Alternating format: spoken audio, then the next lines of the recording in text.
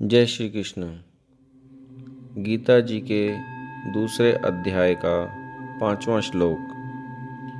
गुरून् हत्वा हि महानुभावान् श्रेयो भोक्तुं भैक्षमपीह लोके हत्वार्थकामांस्तु गुरूनिहैव भुञ्जीय भोगान् रुधिरप्रदग्धान्। अब अर्जुन पहले अपने पक्ष को सामने रखते हुए कहते हैं, अगर मैं भीष्म, द्रोण आदि पूज्य जनों के साथ युद्ध नहीं करूँगा तो दुर्योधन भी अकेला मेरे साथ युद्ध नहीं करेगा।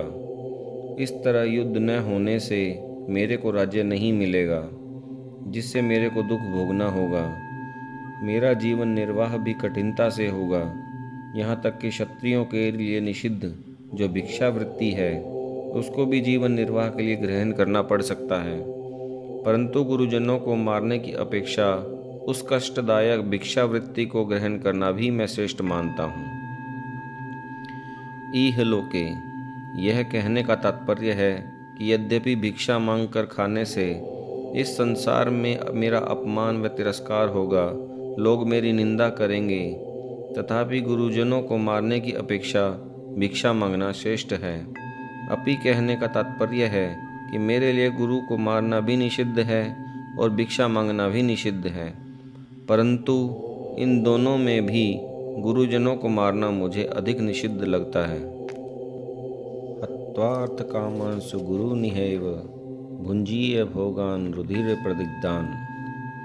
अब अर्जुन भगवान के वचनों की तरफ दृष्टि करते हुए कहते हैं कि अगर मैं आपकी आज्ञा के अनुसार युद्ध करूं, तो युद्ध में गुरुजनों की हत्या के परिणाम से मैं उनके खून से सने हुए और जिनमें धन आदि की कामना भी प्रमुख है, ऐसे भोगों को ही तो भोगूंगा।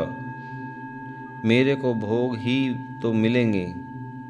उन भोगों को भोगने से मुझे मुक्ति भी नहीं मिलेगी, न ही शांति मिलेगी। विशेष बात, भगवान ने दूसरे तीसरे श्लोकों में अर्जुन के कल्याण की दृष्टि से ही उसको कायरता को छोड़कर युद्ध के लिए खड़ा हो जाने की आज्ञा दी थी, परंतु अर्जुन उल्टा ही समझे, अर्थात वे समझे कि भगवान राज्य का भोग भोगने की दृष्टि से ही युद्ध करने की आज्ञा दे रहे हैं।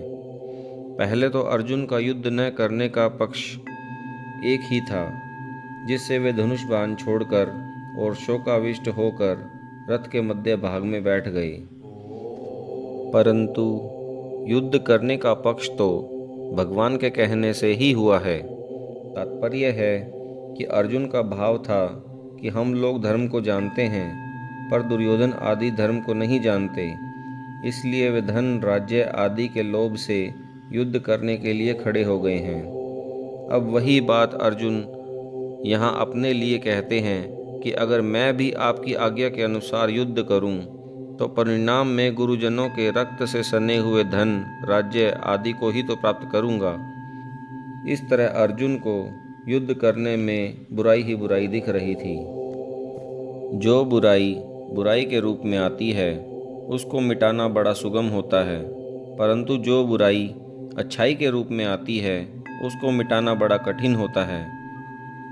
जैसे सीता जी के सामने रावण और हनुमान जी के सामने कालनेमी राक्षस आए, तो उनको सीता जी और हनुमान जी नहीं पहचान सके, क्योंकि दोनों का वेश साधुओं का था। अर्जुन की मान्यता में युद्ध रूप कर्तव्य कर्म करना बुराई है और युद्ध न करना भलाई है, अर्थात अर्जुन के मन में धर्म रूप भलाई के वेश में कर्तव्य त्याग रूप बुराई आई है। अतः इस बुराई को मिटाने में भगवान को भी बड़ा जोर पड़ रहा है और समय लग रहा है। आजकल समाज में एकता के बहाने वर्ण आश्रम की मर्यादा को मिटाने की कोशिश की जा रही है, तो यह बुराई एकता रूप अच्छाई के वेश में आने से बुराई रूप से नहीं दिख रही। अतः वर्ण आश्रम की मर्यादा मिटने के परिणाम स्वरूप लोगों का कितना पतन होगा, लोगों में इसका आसुर भाव आएगा, इस तरफ दृष्टि नहीं जा रही। ऐसे ही धन के बहाने लोग झूठ, कपट, बेईमानी, ठगी, विश्वासघात आदि आदि दोषों को भी दोष रूप से नहीं जानते। यहाँ अर्जुन में धर्म के रूप में बुराई आई है कि हम भीष्म, द्रोण आदि महानुभावों को कैसे मार सकते हैं, क्योंकि हम धर्म को जानने वाले हैं। तात्पर्य है कि अर्जुन ने जिसको अच्छाई माना है वह वास्तव में बुराई ही है, परंतु उनमें मान्यता अच्छाई की होने से वह बुराई रूप से नहीं दिख रही। जय श्री कृष्ण।